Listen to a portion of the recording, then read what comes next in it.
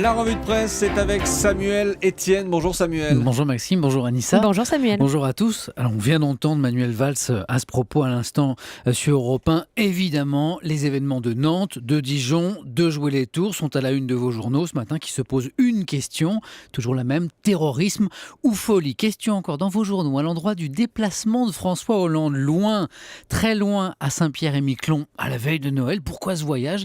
Vous verrez que le Canard enchaîné a une petite idée. Et puis laisse le rock sans voix, c'est le joli hommage de Vosges Matin au chanteur Joe Cocker qui vient de partir à 70 ans. Et je suis aussi allé lire la presse britannique pour vous ce matin, une presse qui revient sur la carrière agitée, très rock pour tout dire, du chanteur.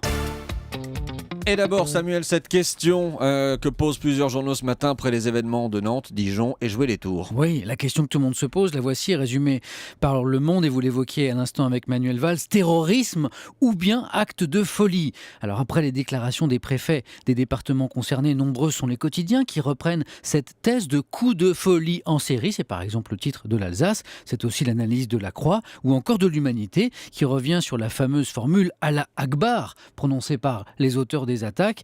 Le cri ne fait pas le djihadiste. Voilà ce qu'écrit l'UMA. Mais pour le Figaro, eh bien, il n'y a pas de sémantique à faire, pas de questions en l'air. Oui, à Jouer-les-Tours, à Dijon, à Nantes, c'est bien de terrorisme qu'il s'agit. Des fous et ces Français qui décapitent en Syrie, se demande-t-on si ce sont des terroristes ou des déséquilibrés ?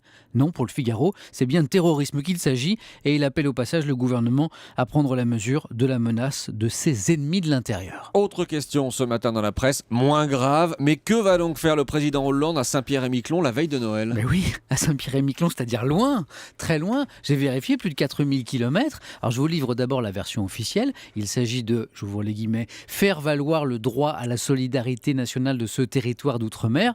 Et puis la version maintenant du Canard enchaîné, eh bien, il s'agit d'abord pour François Hollande de prendre un bon bain de foule sur une île où 65% des électeurs ont voté pour lui, voilà qui ne peut pas lui faire de mal alors que sa popularité vient de grimper de 5 points.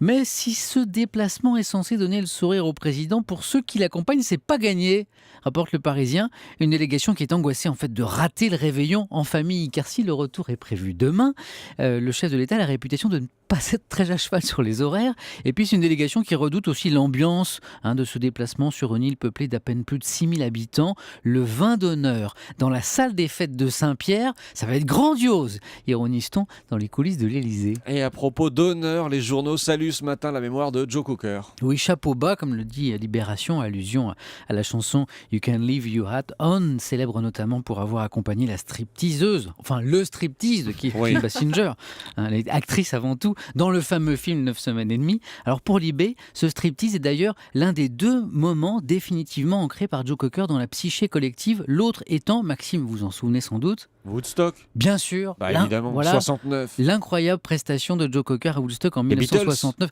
Quelle culture ce Maxime Switek. Quand même, sa reprise très personnelle de With a Little Help from My Friends des Beatles, effectivement. Et Joe Cocker, ce matin, ce sont les journaux britanniques qui en parlent le mieux. Bon, normal, il était anglais. Des journaux britanniques qui se souviennent très bien de ces années d'excès au début des années 70, quand il sombre dans l'alcool et l'héroïne. Et c'est The Guardian qui raconte l'anecdote comment en 1971, il rencontre la princesse Anne en boîte de nuit et se met en tête qu'elle est sa petite amie. Il a fallu l'intervention de 2 policiers pour le faire changer d'avis. On revient en France, Samuel, avec cette belle histoire. Oui, je voulais remercier ce matin le journal Le Parisien. Lundi soir, c'est une histoire vraie, un voiturier m'aborde près de chez moi, extrêmement inquiet, 3 jours que sa famille est à la recherche de son frère aîné, handicapé mental, disparu sur le chemin de son travail en région parisienne. Il ne cesse de faire des recherches dans le quartier, ils ont distribué, collé des tracts, mais rien. Il me demande alors ce que je peux faire. À tout hasard, j'appelle la rédaction du Val d'Oise du Parisien pour leur demander s'ils peuvent publier l'appel de la famille. Le Parisien accepte de bon cœur. Le lendemain midi, Jean-Marie, 42 ans, qui a passé 3 nuits dehors, est reconnu par un lecteur du Parisien. Jean-Marie qui s'était perdu tout simplement en prenant son bus en raison de travaux sur la voie Ruc qui l'ont désorienté. Toute la famille est maintenant réunie pour Noël. Chapeau aux Parisiens. Oui, chapeau aux Parisiens. Merci beaucoup Samuel Etienne, c'était la revue de presse sur Europe